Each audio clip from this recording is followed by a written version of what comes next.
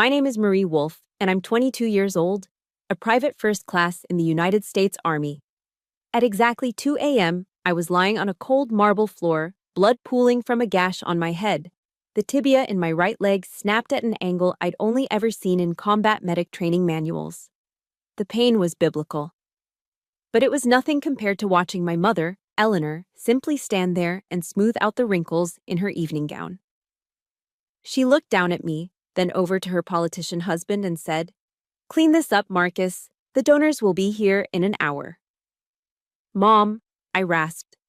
She knelt, her eyes like chips of ice. "You should have signed the papers. Marcus's career is more important." But that wasn't the worst of it. She leaned close to my ear, whispering a terrible secret about my father, Captain David Wolfe. A secret that changed everything. Before I continue my story, please hit the like and subscribe button if you're watching this video. Let me know where you're from in the comments below. The command, "Clean this up," still hung in the air, colder than the Italian marble pressing against my cheek.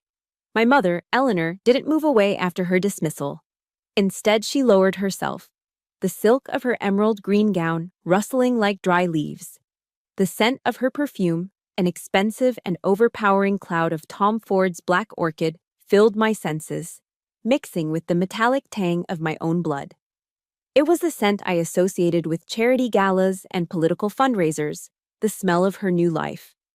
Now, it would forever be the smell of betrayal. Her face was inches from mine, a perfectly preserved mask of Northern Virginia high society.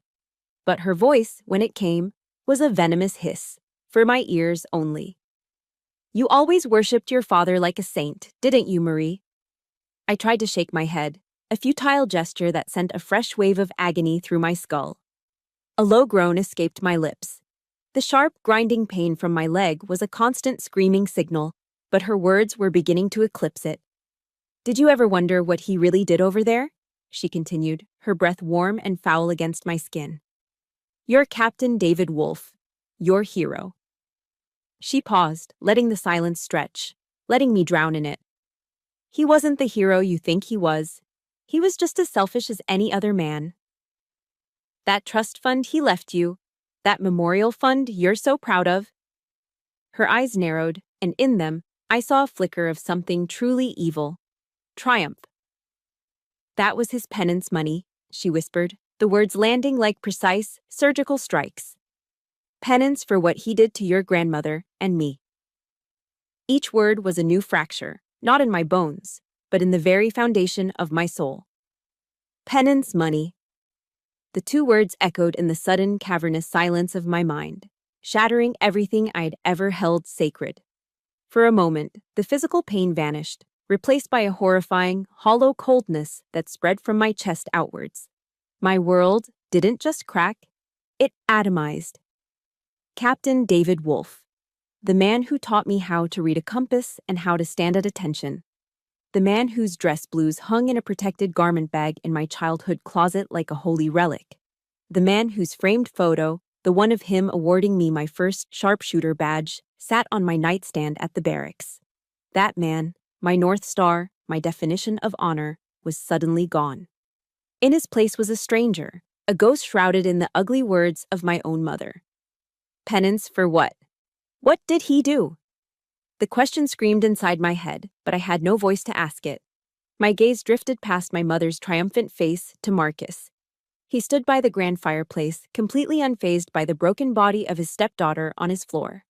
His attention was on his phone. He wasn't calling for an ambulance. He was making a different kind of call.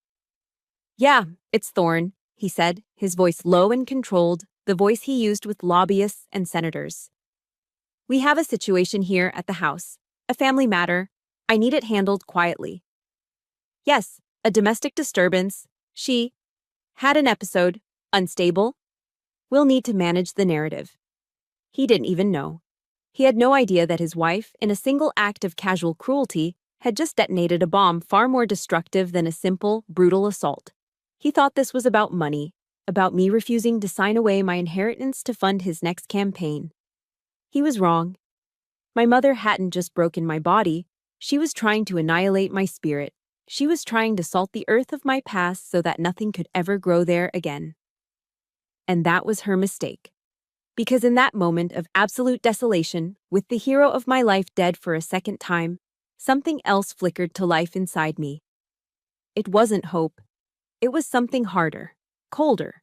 It was the instinct of a soldier. My training took over, a calm, clear voice cutting through the fog of pain and shock. Assess the situation, identify the threat, neutralize or aggress. The threats were standing right over me. Egress was not an option. That left one path. If everything I believed in was a lie, then I had nothing left to lose. And a soldier with nothing to lose is the most dangerous person on the battlefield. I had to live. I had to know the truth. With the last of my strength, I forced my left hand, the one not pinned beneath me, to move. The rough denim of my jeans scraped against my skin as my fingers fumbled for my pocket. My phone was still there. My fingers, slick with a mixture of sweat and blood, trembled as they closed around it. I dragged it out, the screen hidden from their view. I didn't need to see it. 3 numbers were burned into my muscle memory.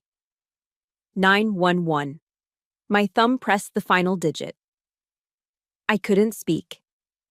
I could only hold the phone close to my mouth and let out a series of ragged, desperate breaths, hoping the dispatcher on the other end would understand, hoping they could trace the call. It was a Hail Mary, but it was enough. That call wasn't just to save my life. It was the first shot fired in a war they didn't even know I had declared.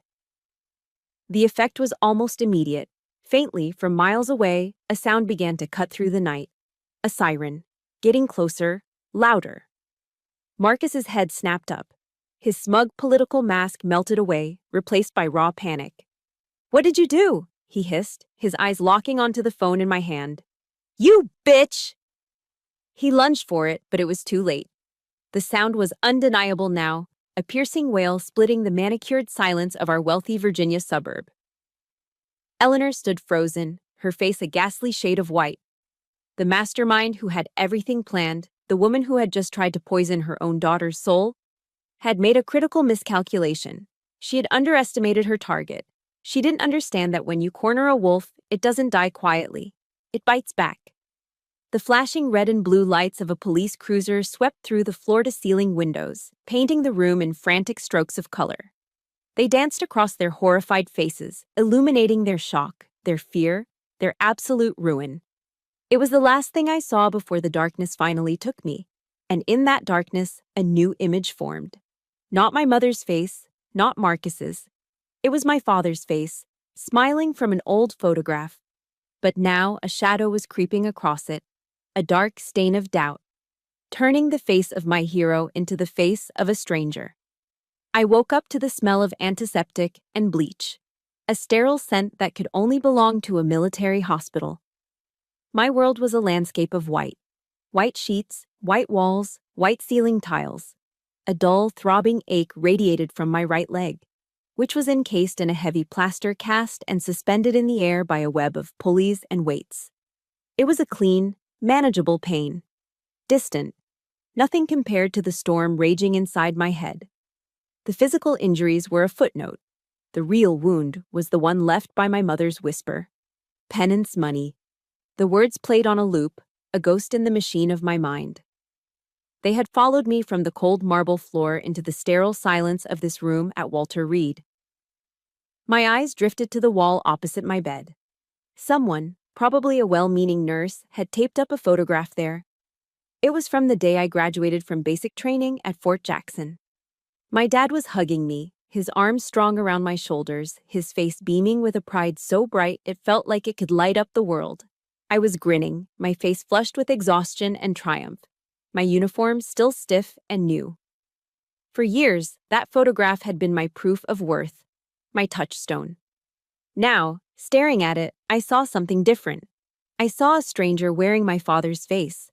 The pride in his eyes now seemed practiced. The smile on his lips felt like a carefully constructed mask. Was it real? Or was he hiding something behind that perfect, heroic facade? The question was a poison, seeping backward in time, tainting every memory I held dear. The archive of my life was being corrupted, one precious file at a time. My mind drifted away from the sterile room, floating back to a cool autumn morning on Shenandoah Lake. It was our last fishing trip, just a few weeks before his final deployment. I remembered the gentle rocking of the John boat, the crisp Blue Ridge mountain air filling my lungs, the mist curling off the water's surface like smoke. He was teaching me how to bait a hook with a live worm, his large calloused hands surprisingly gentle. He called me Joe, his old Army nickname for me. "Patience, Joe," he'd said, his voice a low, comforting rumble. Sometimes the biggest fish are hiding in the deepest, darkest spots, the ones you gotta work for. At the time, I thought he was just talking about largemouth bass. I thought it was a simple lesson in fishing, in life. Now his words took on a sinister new meaning. Was he talking about himself? Was he trying to tell me that his own depths held a darkness I couldn't see? The memory, once a source of warmth and comfort, now felt like a cryptic warning I had failed to understand. What kind of monster hides in the deepest, darkest part of a man you call your hero? And the letters. I closed my eyes, trying to recall them. Piles of them, sent from dusty FOBs in Afghanistan. The paper thin and worn from the journey. They smelled of sand and the faint, sweet scent of the pipe tobacco he used to smoke. For the most part, they were filled with love and encouragement, advice on my training, questions about my mother. "Keep your head down and your spirits up, Joe. Make me proud." But as I sifted through the memories, I focused on the last few. The tone had shifted, hadn't it? It was subtle, something I dismissed at the time as combat fatigue. The handwriting was a little less steady. The words were heavier, wearier. There was a sense of remorse. A thread of apology woven through the usual fatherly advice. One line, from his very last letter, now screamed at me from the past. There are things a man does for his country, and things he has to live with for himself. I hope you'll understand someday. My mother and I had read that line together in our quiet kitchen. She had sighed and said, "The war is taking its toll on him." We had both chalked it up to the crushing weight of command. But were we wrong? Were we so blinded by our adoration for Captain David Wolfe, the hero, that we missed the confession of David Wolfe, the man? Was he trying to prepare us for a truth he never got the chance to tell? Then, my thoughts turned to her, my mother, Eleanor Wolfe Thorne. I conjured the image of her at my father's funeral at Arlington. She stood so tall, a pillar of dignified grief in a black dress, accepting the folded American flag from the honor guard. Her stoicism was legendary. She was the perfect Gold Star widow, an icon of strength and grace for the entire military community. Everyone admired her. I admired her. How could that woman, the woman who bore her grief with such profound honor, be the same creature who stood over my broken body and smoothed her dress? The same monster who used my father's memory as a weapon to destroy me? Which one was the mask? The grieving widow, or the cold-hearted socialite? Was her whisper the bitter truth, a secret she had carried for years? Or was it just another lie, a piece of ammunition carefully chosen to manipulate me into signing those papers for Marcus? I was trapped between two realities, two versions of the parents I thought I knew. I was adrift in a sea of broken memories, with no land in sight. Everything was a question. Nothing was certain. I realized then, with a chilling clarity, that before I could ever fight Marcus and his lies, I had to fight a much harder battle. I had to fight the ghosts that now haunted my own past. A soft knock at the door pulled me from my thoughts. A Navy corpsman, a young woman with kind eyes, came in to check my vitals. She smiled gently as she adjusted my IV drip. "You're a tough one, Private," she said softly. "Took a real beating, but you're stable. You're strong, a real fighter." Her words were meant to be a comfort, a compliment, but they landed like a punch to the gut. A fighter? I thought, as she bustled out of the room, leaving me alone with the silence again. I don't even know what I'm fighting for anymore. The question lingered long after the corpsman left. What am I fighting for? In the days that followed, the answer became brutally clear. I was fighting for my own sanity, on a battlefield far more insidious than any I had trained for. While my leg was slowly healing in the sterile confines of Walter Reed, Marcus Thorne had launched a second offensive. It started with the DC tabloids. Anonymous sources close to the family began feeding them a carefully crafted narrative. I'd be scrolling through the news on my phone, and there it would be, a headline designed to plant a seed of doubt. Politico's stepdaughter in disturbed home incident. They never printed outright lies, just poisonous suggestions. They painted a picture of a troubled young soldier, struggling with the psychological aftermath of service, who had overreacted during a heated family dispute over finances. They called me the unstable daughter. Marcus, of course, was portrayed as the patient stepfather, trying to get her the help she needs. He was weaponizing my service against me, twisting the uniform I wore with honor into a symbol of mental instability. Every sacrifice I'd endured for my country was now being used as evidence to discredit me. Then came the legal battle. It was a slow, grinding war of attrition. Marcus's high-priced lawyers filed motion after motion to delay the proceedings. Their primary tactic was to attack my credibility, filing a formal request for a full psychiatric evaluation. They wanted to put my mind on trial, not my stepfather's actions. The interviews with the detectives were the worst. There was a subtle, corrosive skepticism in their questions. One of them, a detective with tired eyes, leaned forward in the uncomfortable hospital chair. "Ms. Wolfe," he said, calling me Ms. instead of private, subtly stripping me of my military identity. "In your statement, you said the argument was escalating. Why didn't you just leave?" I stared at him, my throat tight. It was my home. Where was I supposed to go? "You've had combat training, correct?" Another detective chimed in. "How did you end up with such a severe injury if you're a trained soldier?" They didn't get it. They couldn't understand that the most dangerous enemy isn't the one you see coming from a mile away. It's the one who has shared meals with you. Their questions, laced with victim blaming, made me feel like I was the one who had done something wrong. The system's cold indifference was a second assault. My days fell into a grueling routine. Physical therapy was a special kind of hell. The PT room was a large open space filled with the sounds of grunts, weights clanking, and the quiet, determined hum of soldiers trying to piece their bodies back together. It was a room full of heroes. Marines who had lost limbs to IEDs, Rangers who had fallen from Black Hawks. Their wounds were visible, tangible marks of sacrifice. They were honored. My wound came from betrayal. It was hidden under a cast, a shameful secret in a room full of valor. I felt like an imposter. I would watch as other soldiers were visited by their families. Mothers would bring Tupperware containers filled with homemade food, spicy Louisiana gumbo that filled the room with its savory aroma, or a warm apple pie. They would sit for hours, talking, laughing, providing a comfort that no amount of morphine could replicate. And then there was me. Alone on the parallel bars, learning how to walk again on crutches. Each clumsy, painful step was a reminder of that night, of my mother's cold eyes, of my utter isolation. My family wasn't bringing me comfort. They were the IED. It was in that profound loneliness that a different kind of fight began. An investigation. If the system wouldn't find the truth, I would. I started with my father's old unit, calling the men he had served with, their numbers pulled from an old address book. The first few calls were dead ends. Most were polite but distant, making it clear they didn't want to get involved in a messy family drama involving a powerful politician. But I kept dialing. Finally, I reached a name near the bottom of the list, Frank Miller, a retired master sergeant who had been my father's platoon sergeant for years. His voice was gravelly and cautious. "Marie, your dad was a good man," he said. "But some things that happen in a war zone, they're best left there.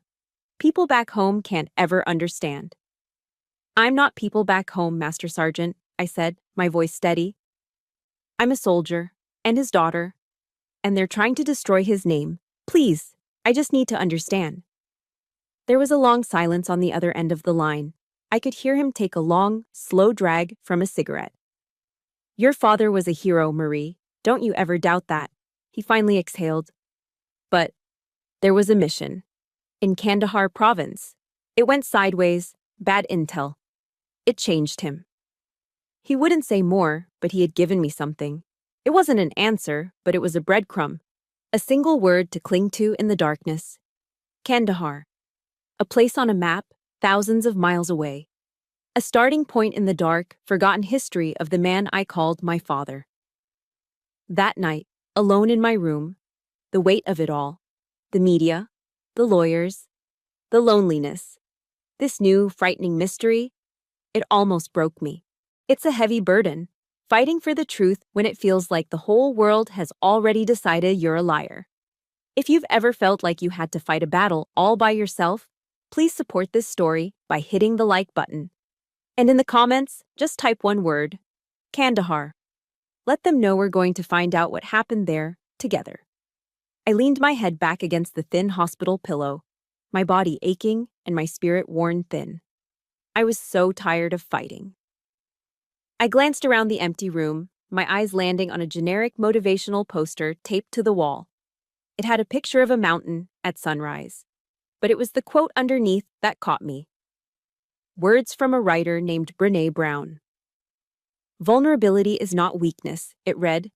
It's our greatest measure of courage. I stared at the words, letting them sink in. Courage. Maybe the fight wasn't about being strong. Maybe it was about having the courage to be broken and to keep going anyway. It wasn't much, but it was a flicker of light. And right then, a flicker of light was all I had. The words on that poster stayed with me, a quiet hum in the back of my mind. Vulnerability is not weakness. It was a novel concept, a complete reversal of everything I'd been taught in the army, where strength was the only currency that mattered. I was contemplating this when the door to my hospital room opened without a knock. A woman with a shock of vibrant red hair and eyes as sharp as an eagle's stood in the doorway. She wasn't a doctor or a nurse. She carried a worn leather briefcase instead of a clipboard, and her tailored blazer meant business. "Private First Class Wolf?" she asked, her voice clear and direct. I nodded slowly. "My name is Jessica Riley. I'm with the Veterans Consortium." She walked in, placing her briefcase on the visitor's chair with a decisive thud. "I read about your situation in the papers," she said, her expression somewhere between irritated and amused. "Those garbage articles. I spent 10 years as a JAG officer. I can smell political maneuvering from a mile away." For the first time in weeks, someone looked at me without pity or suspicion. They didn't see a broken victim or an unstable soldier. Jessica Riley looked at me and saw a case. She saw a fight. It was the most comforting thing I'd felt in a long time. "I'm here to offer our services pro bono," she continued, opening her briefcase. "That is, if you want to fight back. And from what I've read between the lines of that trash, my gut tells me you do. Hope is a dangerous thing when you have none." It felt like a trick. "Why?" I asked, my voice raspy from disuse. "Why would you help me?" Jessica paused, her sharp gaze softening for just a fraction of a second. "Because I've seen men like Marcus Thorne my entire career. Men who wrap themselves in the flag while they abuse the very people sworn to protect it.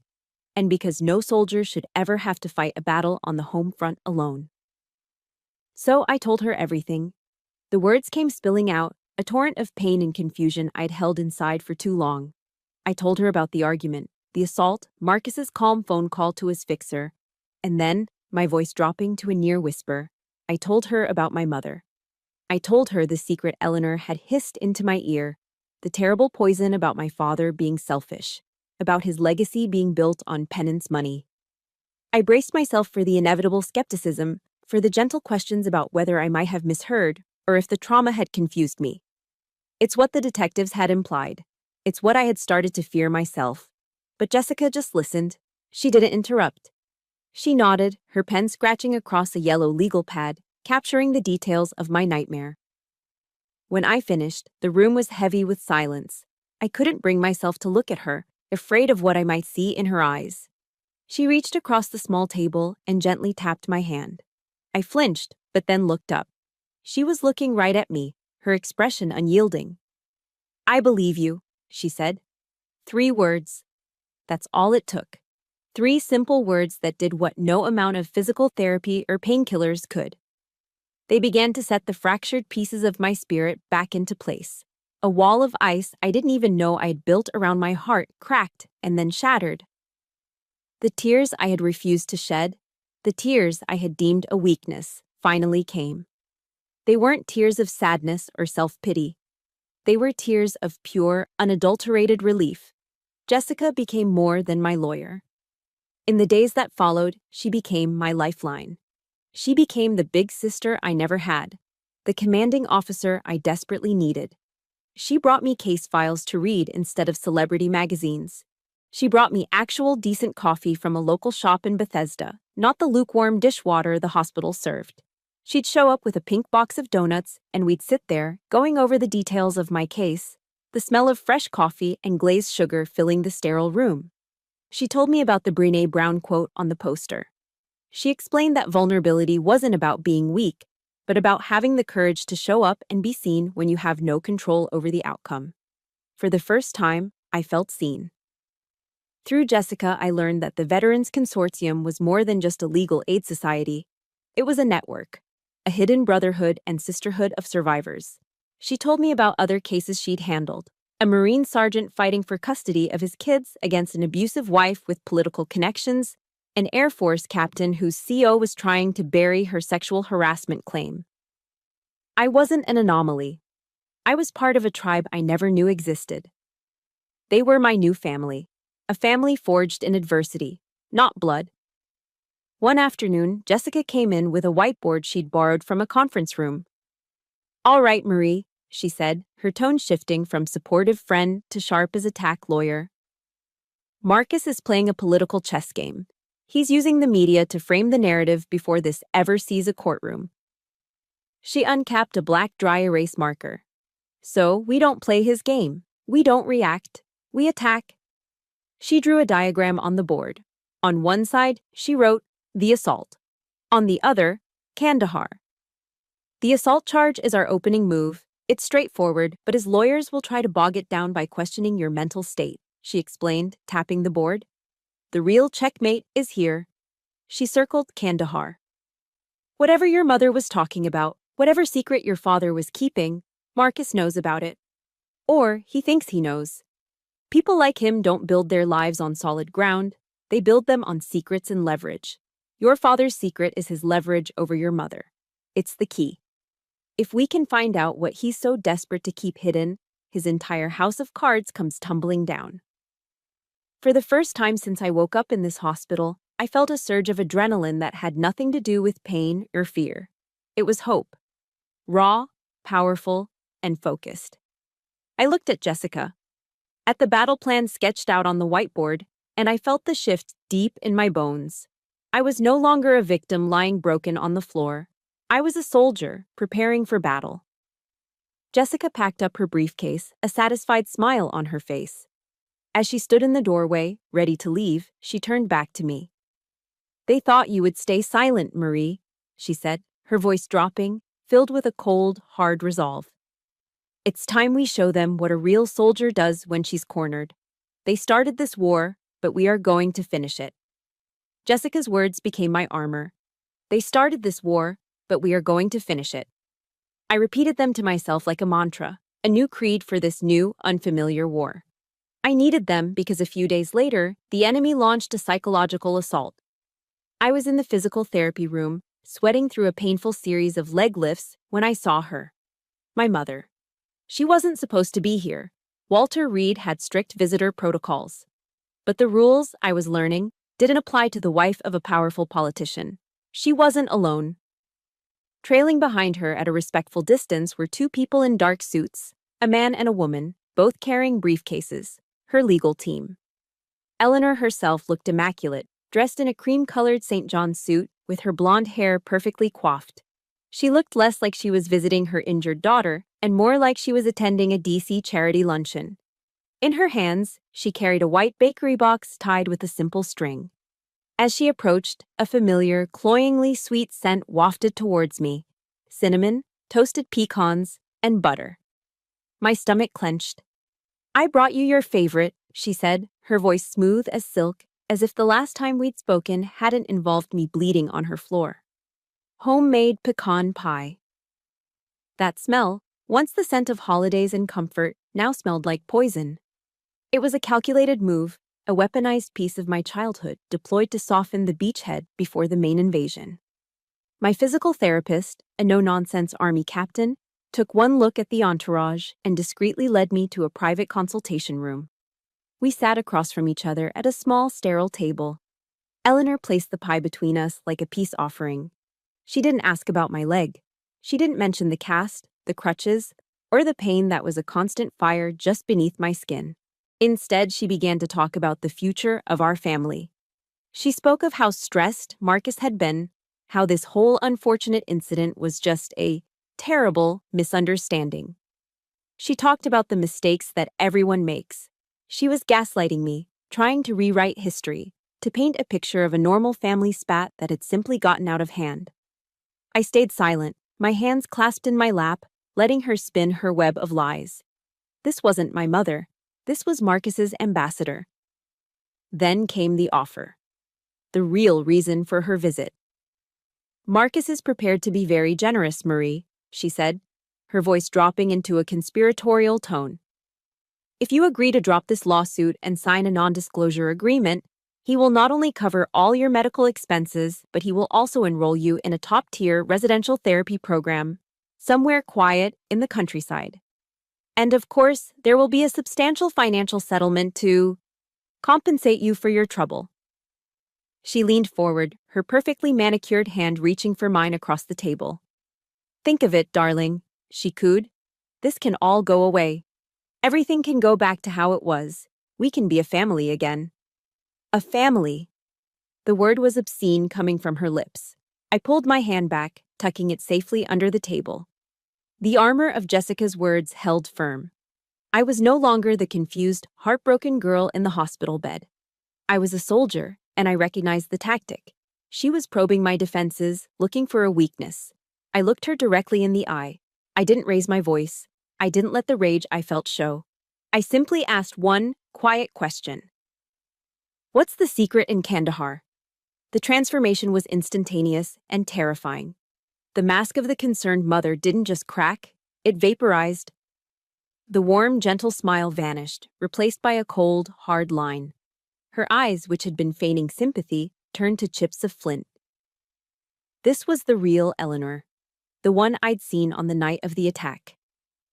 I have no idea what you're talking about, she snapped, her voice as sharp and brittle as breaking glass. That lawyer of yours is filling your head with nonsense. You are selfishly tearing this family apart over nothing. There it was, the pivot. When seduction failed, she defaulted to blame. She had played her hand, and I had refused to fold. I had seen the monster behind the mask, and now she knew I had seen it. The meeting was over. Her lawyer, the man in the suit, stepped forward as if on cue. But I wasn't looking at him. I was looking at my mother, seeing her for who she truly was. A woman so terrified of losing her status, her security, that she would sacrifice her own daughter to protect it. She stood to leave, gathering her purse and her composure. At the door, she paused and turned back, her face a carefully arranged portrait of disappointment. Your father would be so disappointed in you, Marie, she said, her voice dripping with false sorrow. He was a man who valued family above all else. He always wanted to protect us. She let the words hang in the air for a moment. Don't do something you'll live to regret. It wasn't advice. It was a threat. A final, desperate volley using the most powerful weapon in her arsenal, the memory of my father. She was holding his legacy hostage, warning me that if I continued, I would be the one to destroy it. She and her entourage swept out, leaving the unopened box of pecan pie on the table. The room suddenly felt 10 degrees colder. The sweet smell of the pie now seemed rancid, a symbol of a love that was rotten to the core. But I wasn't afraid. I wasn't hurt. The ice in my veins had been replaced by a slow-burning fire. She thought she was warning me, but all she had done was confirm what Jessica and I already suspected. Kandahar wasn't nothing. It was everything. And they were terrified of me finding out what it was. The pecan pie remained on the table, a monument to my mother's failed mission. I had a nurse throw it away. I knew the fight wasn't over, but I thought I would at least have a moment of peace. I was wrong. The next morning, a package arrived from a courier. It was a small, unassuming cardboard box with my mother's elegant handwriting on the label. My hands were steady as I opened it. Inside, nestled in tissue paper, was Barnaby. He was a threadbare teddy bear, a gift from my father before his last deployment. His fur was worn down to the nub in places, one of his button eyes was missing, and his stitched smile was crooked. He was the most precious thing I owned. He was my last tangible link to the man who was my hero. I lifted him out. And then I saw it. A dark, ugly stain marring the faded brown fur of his belly. It was a rusty, reddish-brown color. I knew instantly what it was. Blood. My blood. From the night on the marble floor. She had taken him. She had deliberately dipped this sacred object of my childhood into the evidence of her own crime. My stomach turned with a violent wave of nausea and disgust. Tucked under his arm was a small cream-colored note card, the kind my mother used for thank you letters. In her perfect looping cursive, she had written 5 words. Don't destroy what's left of him. It wasn't a plea. It wasn't a reminder. It was psychological warfare of the highest order. She was desecrating a sacred memory to threaten me. A cold, clean rage, unlike anything I'd ever felt before, began to build in my chest. As if on cue, my phone rang. It was Jessica. Her voice was all business, stripped of its usual warmth. Marie, I just got a call from a contact at the Pentagon, she said, her tone grim. Senator Thorne's office has filed a formal inquiry with the Department of the Army. They're requesting a review of your medical and service records, citing concerns for the psychological stability of an active duty soldier. I went numb. The teddy bear felt heavy in my hands, a profane idol. This was his final assault. He wasn't just trying to win in court, he was trying to erase me. He was going after the one thing I had left that was truly mine, my career, my honor, my identity as a soldier in the United States Army. He wanted to have me declared mentally unfit, a damaged veteran, so that no one, not a jury, not the press, not my own command, would ever believe a word I said. It was a kill shot, aimed directly at my soul. I stood there, in the silence of my hospital room, the blood-stained bear in one hand and the phone in the other. And in that moment, something inside me snapped. Not in a frantic, out-of-control way. It was a clean, sharp break. The fear, the pain, the doubt, the grief that had been my constant companions for weeks, they all evaporated. All that remained was a chilling, absolute clarity. The words came to me then, unbidden, echoing in my mind as clearly as if they were being called out on a parade ground. The words I had spoken with a raised right hand when I was 18 years old. The oath of enlistment. Will support and defend the Constitution of the United States against all enemies, foreign and domestic. Domestic. The word struck me like a physical blow. Marcus Thorne. A man who used his power to silence and abuse. A man who hid his corruption behind a flag pin and patriotic speeches.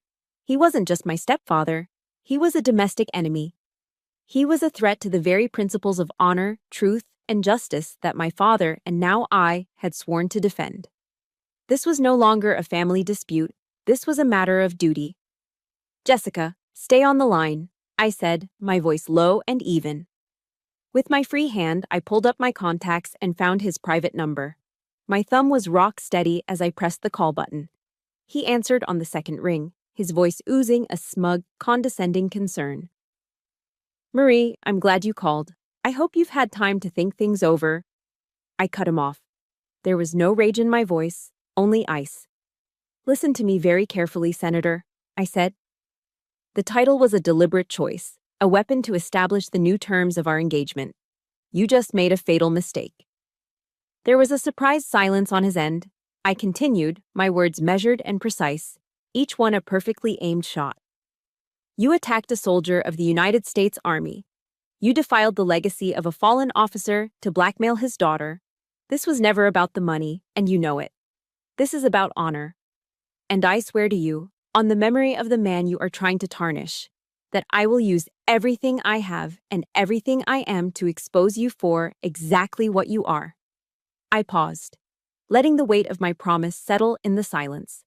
The game is over. And before he could form a single syllable of a reply, I ended the call. My heart was hammering against my ribs, not from fear, but from a wild, exhilarating sense of liberation. The line had been drawn. The battle was joined. I had made my stand. If you believe that a soldier's honor is worth fighting for, hit that like button right now. And in the comments, I want you to write the 2 words that changed everything for me. Domestic enemy. Let's show them we're not backing down. I immediately switched the call back to Jessica. My voice was calm, my mind clear for the first time in weeks. The path ahead was dark and dangerous, but for the first time, I could see it. "Jessica," I said, my tone leaving no room for argument. "It's time, no more defense. Tell me what I need to do." My call with Jessica after I'd hung up on Marcus was short and to the point. The rage from that moment had cooled, solidifying into something much more useful. Purpose. Jessica's law office in downtown DC became our war room. My physical therapy was progressing, and I could now get around on crutches well enough to spend my days there, amidst towers of law books and the constant hum of the city. One entire wall of her office was a large whiteboard. It soon became a chaotic map of our strategy, covered in timelines, names, and arrows drawn in red and black marker. "Marcus is too smart to leave a clean paper trail on his finances," Jessica said one afternoon, tapping the board with a pen. "He's a politician. He knows how to hide money. Our weapon isn't in his bank records, it's in your father's past." Our primary offensive was codenamed Operation FOIA. Following Jessica's expert guidance, we filed a formal request under the Freedom of Information Act. It was a long shot. These requests could get buried in bureaucratic red tape for months, even years.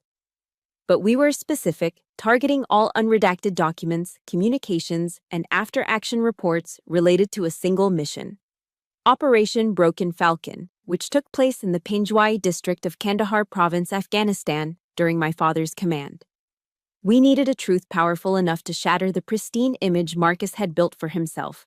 While we waited for the wheels of government to grind, I focused on the human element. I went to find Master Sergeant Frank Miller. I met him at a VFW post in a quiet, working-class suburb in Maryland.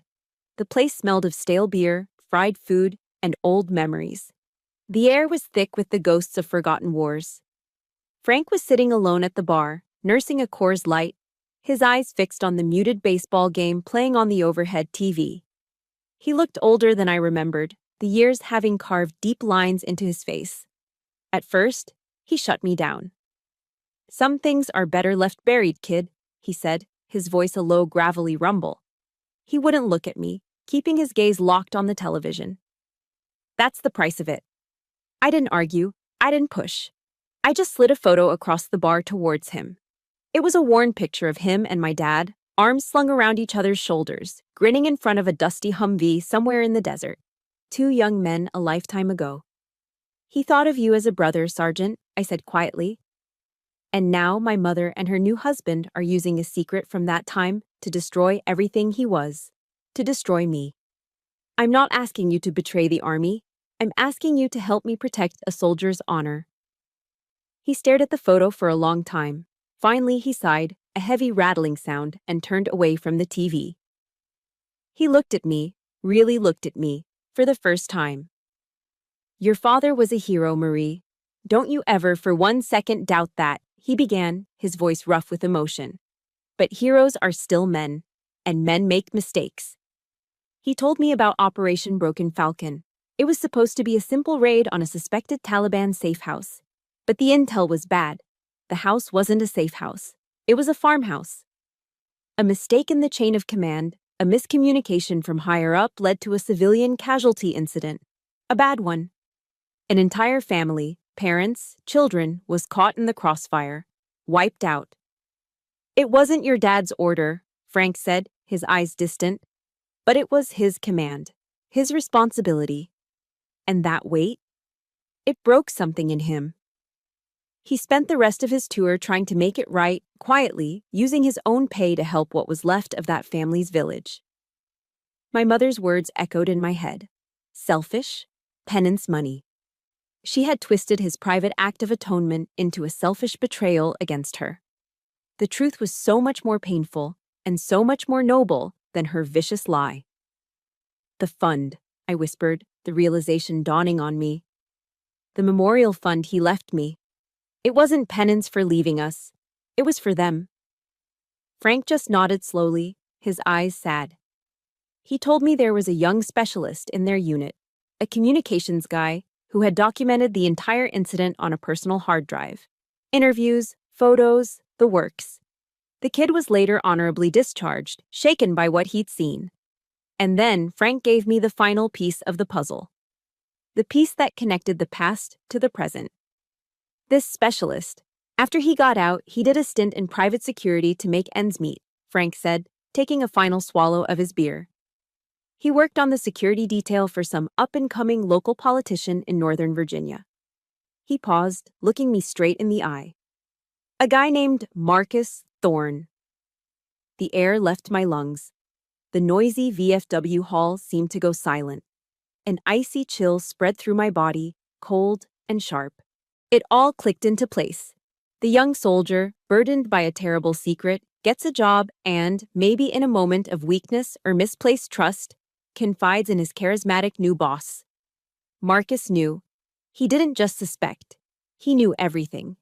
He had been holding this information, this terrible, tragic secret from the very beginning.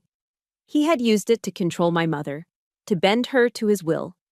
He had married a Gold Star widow, not out of love, but for the political capital, all while holding the weapon that could destroy her hero's legacy. My grief for my father was suddenly eclipsed by a white-hot, focused rage. He wasn't a flawed hero. He was a good man who had been haunted. And Marcus Thorne had taken that haunting, that private pain, and twisted it into a tool for his own ambition. A week later, I got a call from Jessica. Her voice was electric. Marie, you're not going to believe this. Our FOIA request, it was fast-tracked. Someone from inside the Pentagon pushed it through. That evening, she came to my small, temporary apartment near the hospital. She was holding a single black USB flash drive. Here it is, Marie, she said, her expression serious. The entire unredacted after-action report from Operation Broken Falcon. Eyewitness statements, everything. Are you sure you want to know? I looked at the small piece of plastic and metal in her hand. It was the truth. It was the weapon. It was my father's real story.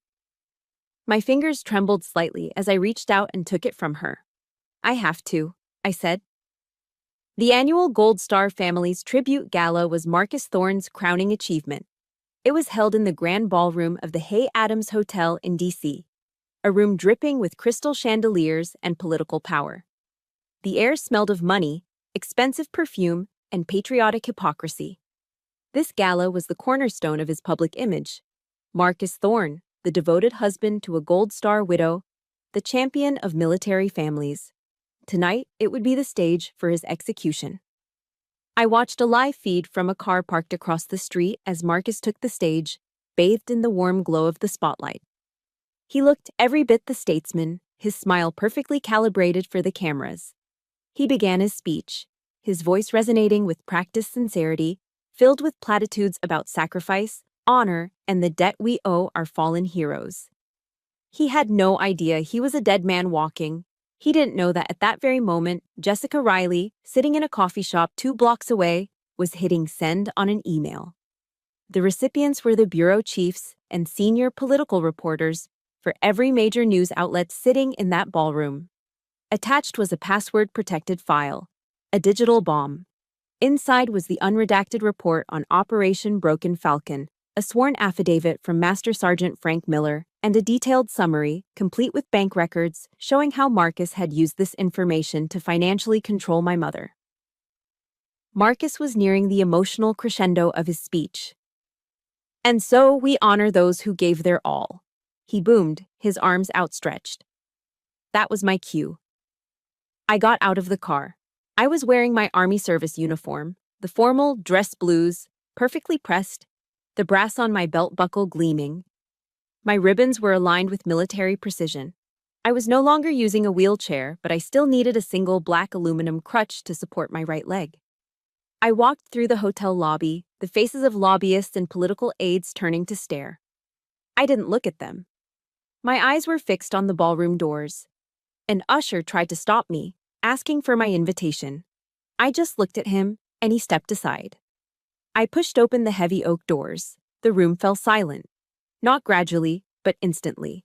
As if a switch had been flipped, hundreds of conversations died mid-sentence. The clinking of champagne glasses stopped.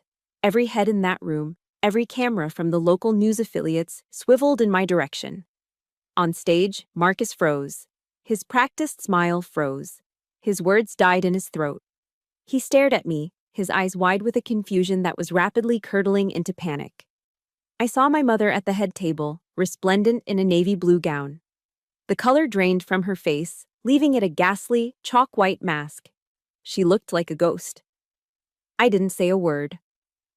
I just began to walk towards the stage, my pace slow and deliberate. The only sound in the vast, silent ballroom was the rhythmic, echoing thump. Click, thump, click, of my crutch and my good foot on the polished marble floor. It was the sound of a clock ticking down. It was the sound of a fuse burning. I stopped at the foot of the stage, my eyes locked on Marcus. I didn't have to say anything. Jessica's bomb had a timer. Right on cue, the massive screen behind Marcus, which had been displaying a tasteful slideshow of smiling military families, flickered and changed. The slideshow was gone. In its place, a single audio file appeared, its waveform pulsing like a heartbeat. Then, his voice filled the ballroom, amplified by the state-of-the-art sound system. I hope you've had time to think things over. It was the recording of my final call with him. His smug, condescending tone was unmistakable. Then came my voice, cold and clear. You attacked a soldier of the United States Army. Gasps rippled through the crowd.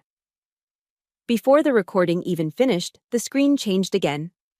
Now, it displayed scanned pages of the official, once classified report from Kandahar. Key phrases were highlighted in red. Civilian casualties. Error in command chain. Collateral damage assessment. At the same instant, a new sound filled the room. A synchronized vibration. It was the phones of every journalist in attendance, buzzing and lighting up with the notification of Jessica's email. The password was simple. Kandahar. Marcus's empire was collapsing in real time, on live television. He finally broke from his paralysis, frantically waving at the audio-visual technicians at the back of the room. Shut it off! Shut that off now! He yelled, his voice cracking, the statesman's mask completely gone. But it was too late. The screen changed one last time. It now showed a video. A pre-recorded deposition of a man in his early 40s, his face etched with a pain that time had not erased. It was the communications specialist from my father's unit. My name is Kevin Price, he said, his voice quiet but firm. And I need to tell you what really happened during Operation Broken Falcon, and how Senator Thorne used that information against Captain Wolf's family. The quiet murmurs in the ballroom erupted into a roar. Reporters were scrambling, shouting questions, their phones held up to record the chaos. Marcus stood on stage, blinking in the spotlights, a cornered animal. He grabbed the microphone, stammering, This is a disgusting, politically motivated attack, a smear campaign." But no one was listening. His words were just noise, drowned out by the thunder of the truth. I turned my gaze from him and looked at my mother. I searched her face for any sign of remorse, any flicker of the woman who had raised me. I found none. I saw only the raw, animal terror of a person who had just lost everything: her status, her security, her carefully constructed world. And me? I didn't feel the triumphant thrill I had expected.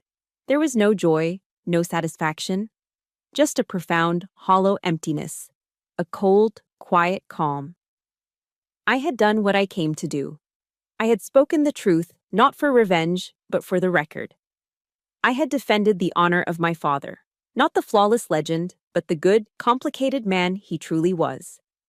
Across the chaotic room, Through the sea of panicked faces and flashing cameras, I saw Jessica standing by a service exit.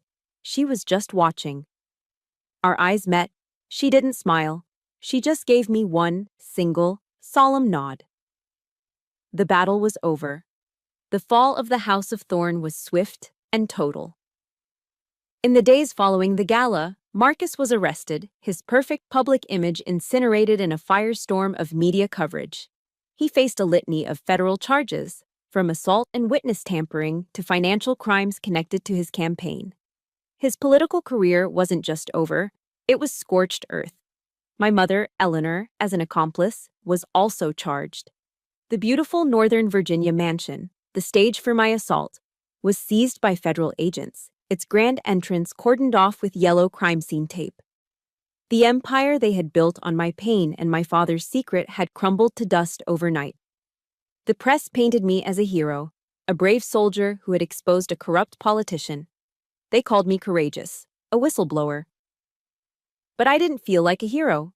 I just felt empty. The adrenaline of the fight had faded, leaving behind a deep, profound exhaustion. Winning a war, I was learning, feels a lot like surviving a shipwreck. You're alive, but you're left shivering on a desolate shore, surrounded by the wreckage of everything you once knew. A few months later, after Marcus had been denied bail and my mother had pleaded to a lesser charge, I received a letter with a county jail postmark. It was from her. She wanted to see me. Jessica advised against it. You don't owe her anything, Marie. You don't need her closure to move on. She was right, but I knew I had to go. This wasn't for her. It was for me. I needed to be the one to officially close the book on that chapter of my life. I met her in the visitor's room at the county detention center. It was a cold, soulless place that smelled of disinfectant and despair. We were separated by a thick pane of scratched plexiglass. The woman on the other side was a stranger. The elegant, coiffed Eleanor Thorne was gone.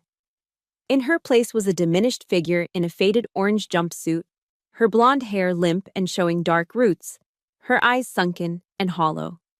She picked up the hard plastic phone receiver on her side of the glass. I picked up mine. She started crying immediately. They were messy, desperate tears. She said she was sorry. She said Marcus had manipulated her, that she had been so afraid of losing everything. She said she loved me, that she had always loved me. But the words were hollow. They had no weight. I listened, but I wasn't hearing a mother's apology. I was hearing the calculated plea of a woman trying to build a case for a lighter sentence. I was no longer her daughter. I was a character witness for her parole hearing in 5 to 7 years. The love she spoke of was a strategy, not a sentiment. I wasn't her child. I was her last resort. When she finished, her voice choked with sobs, I placed my palm flat against the cold, unyielding glass that separated us. I forgive you, I said, and the strange thing was, I meant it. The words felt true as they left my lips. I forgive you for being weak. I forgive you for being scared. But I can't forget what you did. I took a deep breath, the stale air of the room filling my lungs. I'm forgiving you not because you deserve it, but because I deserve peace. I have to move on with my life, and I can't do that if I'm carrying all this hate around with me. It's too heavy. Her face for a moment flickered with hope. She thought this was a reconciliation. I had to extinguish that hope, for both our sakes. But you are not my mother anymore, I said, my voice gentle, but absolute. The woman who raised me wouldn't have done what you did. I can't have you in my life. Goodbye, Eleanor. I placed the receiver back in its cradle, cutting off her shocked protest. I stood up and walked away without looking back, leaving my past on the other side of that glass forever. After the visit, I didn't go home. I drove to Arlington National Cemetery. The quiet dignity of the place settled over me like a comforting blanket. I didn't go to my father's grave. I wasn't ready for that. Instead, I walked to the tomb of the unknown soldier. I stood there for over an hour, watching the sentinels from the 3rd Infantry Regiment perform their solemn, perfect ritual. 21 steps. Turn and face the tomb for 21 seconds. Turn again. 21 steps. Their movements were flawless, a testament to discipline, honor, and a dedication to something far greater than any one individual. No one knows the names of the soldiers buried there. Their individual stories are lost to time, but their legacy of ultimate sacrifice, of anonymous service, is immortal. It is a legacy of action, not identity. And I realized my father was the same. The flawed truth of Kandahar didn't erase his sacrifice. It didn't negate the years of honorable service or the love he had for his country and for me. It simply made him human. A good man who carried the heavy burden of a mistake made in the fog of war and who had tried in his own quiet way to atone for it. His legacy, I finally understood, wasn't defined by the lie my mother told or even by the complicated truth I had uncovered. It was defined by the entirety of his life. And my legacy would not be defined by what was done to me. It would be defined by what I did next. Standing there, watching the lone soldier guard the tomb of his nameless brothers, I finally felt a sense of peace. The war was truly over. Now I had to figure out how to live in the world I'd fought to create. Standing at the tomb of the unknown soldier, I realized that legacy isn't something you inherit in a will.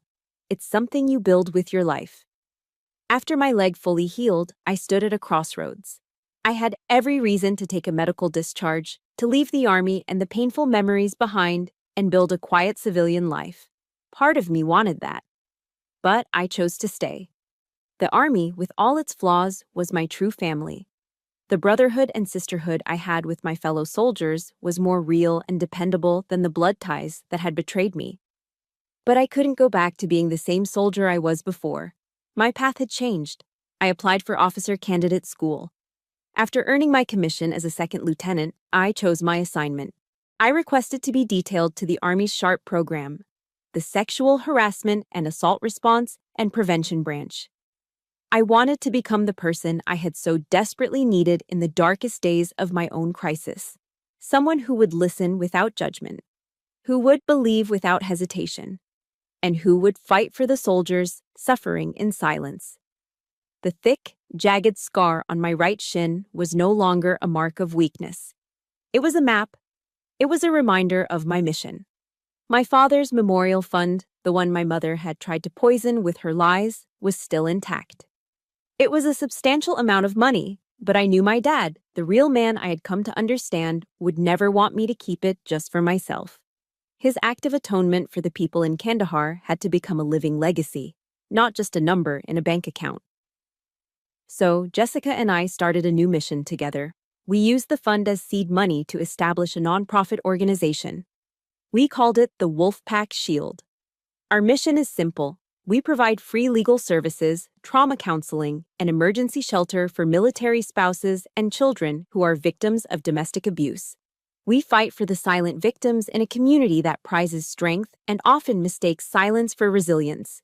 We exist to be the shield for those who feel defenseless against an enemy living inside their own home. I'll never forget our first case. A young woman, the wife of a decorated officer, came to our small office in Arlington. She had a faint purple bruise on her cheekbone, skillfully hidden under a thick layer of concealer. Her hands trembled in her lap. She was terrified, and she kept repeating the same phrase over and over. I don't want to ruin his career. It was the mantra of the abused, the chain that kept them shackled to their tormentors. I didn't sit across from her as an army officer or the director of a nonprofit. I pulled up a chair beside her, knee to knee, and I sat there simply as Marie. And I told her my story. I told her everything. About the marble floor, my mother's coldness, the blood-stained teddy bear, and the long, lonely road back. When I finished, she looked at me. And through her tears, I saw something shift in her eyes. It was a tiny spark, but it was there. Hope. I'm not alone, she whispered, the words barely audible. No, I said, my voice full of a certainty that came from the deepest part of my soul. You are not alone. In that moment, I understood what the author Viktor Frankl meant when he wrote that man's search is not for happiness, but for meaning. My life wasn't happy in the traditional sense. It was scarred, but it was, for the first time, profoundly meaningful. This morning, I went for a run along the Potomac River. The air was cool and crisp, and the sun was just beginning to rise, painting the sky in shades of orange and pink behind the Washington Monument. As I ran, my right leg felt strong and sure beneath me. I no longer feel the burning hatred for Marcus or the hollow ache of my mother's betrayal. They are just ghosts now, characters in a chapter of my life that has long since ended. Their power over me is gone. My life is full now. My family is Jessica, who argues with me about football on Sundays. It's my platoon, the young soldiers I lead and protect. It's the women and children of the Wolfpack Shield, whose courage inspires me every single day. My father left me a legacy of honor. It was a foundation. But I have built a new legacy on top of it, brick by painful brick. A legacy of healing, a legacy of hope. My name is Marie Wolf. I am a survivor, I am a soldier, and my story is just beginning. Thank you for listening to my journey. Every survivor has a story, and more importantly, a legacy they are building every single day. If this story resonated with you, I want you to leave a comment with just one word: legacy. It's a quiet promise to yourself and to this community that your story isn't defined by your past, but by what you choose to build next. Please like this video to help it reach others who might need to hear they are not alone, and subscribe for more stories of strength and survival. Stay strong.